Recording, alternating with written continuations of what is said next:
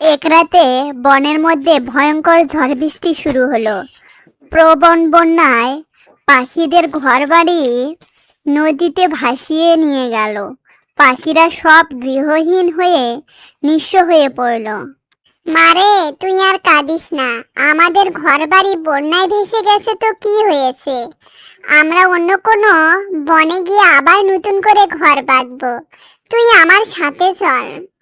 মা, দেখো না, এই বনে এত ঝড় হয়েছে যে আমাদের সব ঘরবাড়ি তলিয়ে গেছে। এখন আমরা কি করব? ঝড়ে তো সব শেষ হয়ে গেল। কাঁদিস না রে মা, সব ঠিক হয়ে যাবে। আমরা আবার নতুন করে বাসা বাঁধবো।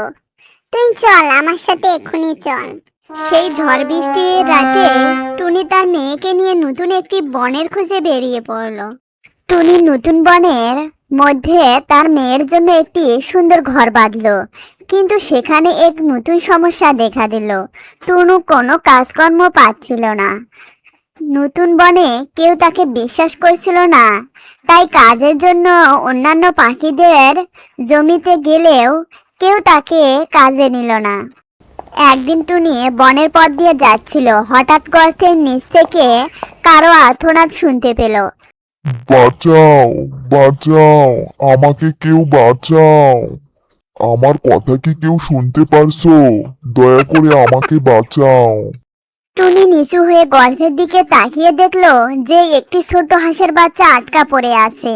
টুনি দয়া করে হাঁসের বাচ্চাটিকে গর্ত থেকে তুলে আনলো। দেখতে দেখতে বেশ কয়েক মাস কেটে গেল। একদিন টুনি বাড়িতে ছিল না। হাঁসটি ডিম পাড়ার জন্য তার বাসায় গিয়ে বসে। টুনি হঠাৎ করে ঘরে ঢুকে দেখলো যে হাঁসটি সোনায় ডিম পেড়েছে। এই সোনার ডিম তো আমার ভাগ্য পরিবর্তন করে দিল। যে কুড়িয়ে আনা হাঁসের বাচ্চাটিকে আশ্রয় দিয়েছিলাম, আজ সেই আমার সব দুঃখ দূর করে দিল। এখন থেকে আর আমাদের কষ্ট করতে হবে না। মা, মা, আমরা এখন থেকে ধনী হয়ে গেলাম। আমাদের কোনো আর চিন্তা রইল না। সোনার ডিম পেয়ে তাদের ভাগ্য বদলে গেল এবং টুনির অভাব অনটনের সংসার সুখে শান্তিতে ভরে উঠল। বন্ধুরা, লাইক করো, কমেন্ট করো এবং সাবস্ক্রাইব করো।